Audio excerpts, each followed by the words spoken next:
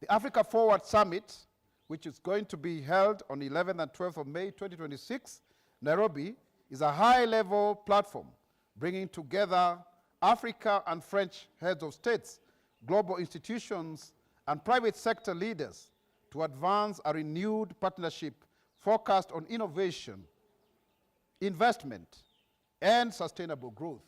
We already had the briefing with 15 ministers this week with the Prime Cabinet Secretary. And this Africa Forward Summit is happening for the first time outside the Francophonie, the former, French, French-speaking countries, the French-speaking countries in Africa. It reflects a shift towards a more balanced, Africa-led partnership model grounded on mutual benefit and effective multilateralism. Held in the run-up to France's G7 presidency in June 2026, which our president is representing Africa upon his invitation by Emmanuel Macron, the president of France, who will be visiting the country.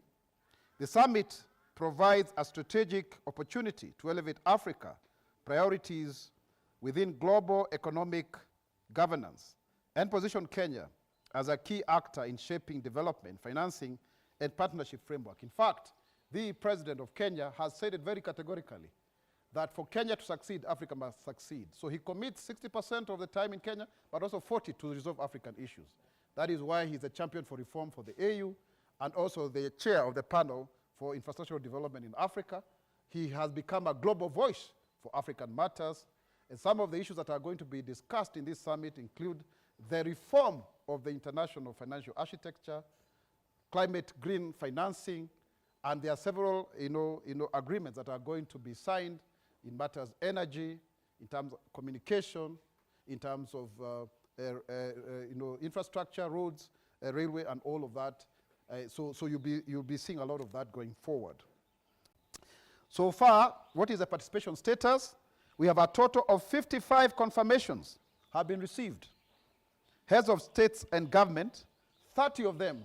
So we have 30 presidents, who are coming from Botswana, Burundi, Chad, Comoros, Republic of Congo, Cote d'Ivoire, Djibouti, Congo DRC, Egypt, Eswatini, the Prime Minister, Gabon, Ghana, Guinea-Conakry, Lesotho, Libya, Madagascar, Mauritius, Mauritania, Morocco, the Prime Minister will be coming, Mozambique, Nigeria, President Tinubu will be here, Rwanda, Senegal, Seychelles, Sierra Leone, Somalia, Tanzania, the Prime Minister will be here, Togo, Tunisia, the Prime Minister will also be here, and Zambia.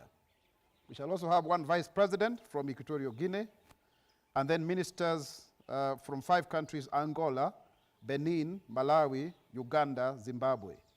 Ambassadors, we shall have one from Algeria, and also we have international organizations and regional organizations, the African Union Commission. The chair of the African Union Commission will be here.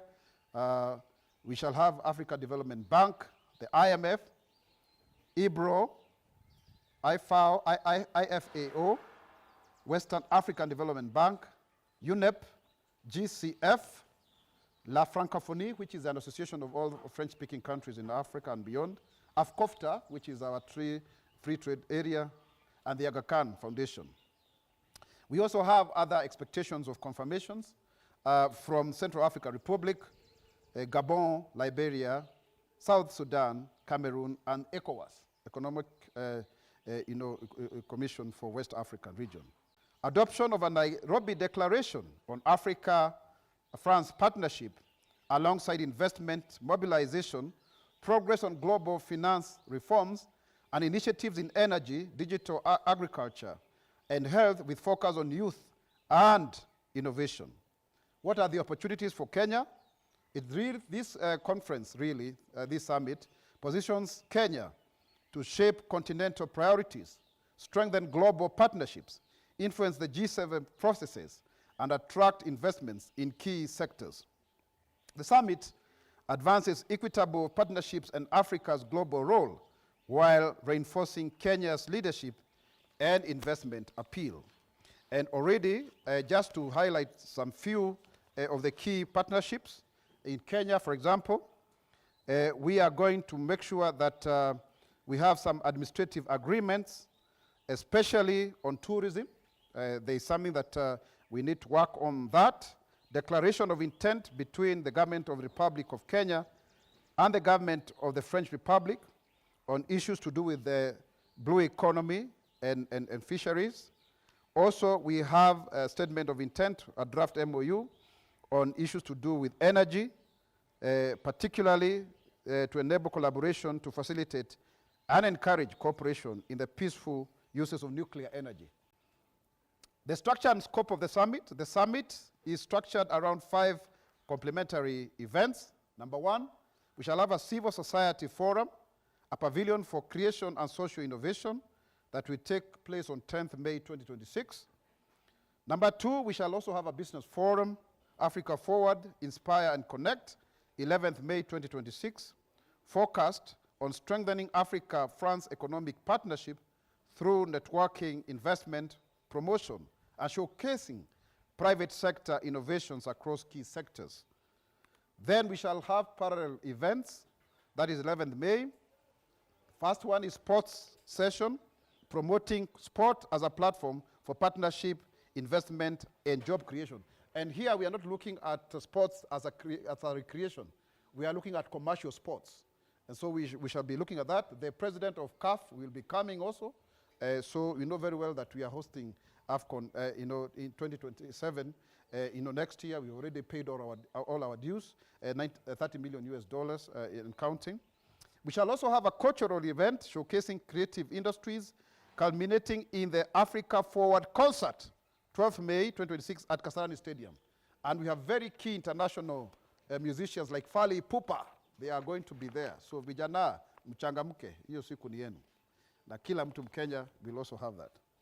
Also, we shall have a specific youth event focused on employability, digital innovation, AI, and youth positioning globally. So my youth pia, mujitokeze, that is your day. We shall have events at the University of Nairobi. So please come forward so that we can do that. The other thing that we're also going to have as a parallel event is a ministerial meeting on peace and security, dialogue on UN Security Council reform, and use of the veto power. One of the things that the president has spoken very strongly, you cannot have a UN Security Council that does not represent Africa. We are using the 1945 architecture. We must reform the representation of the UN Security Council, which deals, most of the issues that we deal with are actually African matters. Then, of course, we shall also have the summit of the heads of states and government, 12th of May. The summit will have discussions with and they will be organized around 7 thematic areas through plenary and roundtable sessions. Let me go through that very quickly. The plenary sessions, we shall have the green industrialization and energy transition, advancing investment in Africa's green industrial future.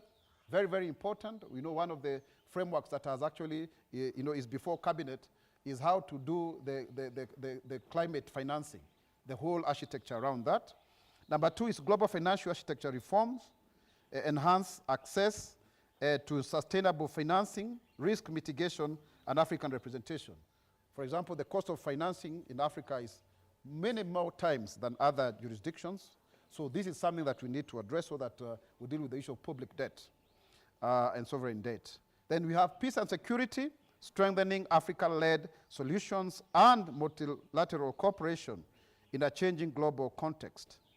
We shall also have roundtable on blue economy, maritime governance, job creation, and sustainable transport, agriculture, sustainable value chains, food security, and agri-investment, artificial intelligence and digital transformation. There's already even a bill that is being discussed in the Kenyan Parliament, digital infrastructure, innovation, ecosystems, and skills development, so that we can leapfrog Africa, going forward. Then we'll also have another roundtable on health, local manufacturing, technology transfer, and strengthened health systems. You know very well one of the key things that we promised when we took over this government is that we shall have pharmaceuticals manufacturing here in Kenya.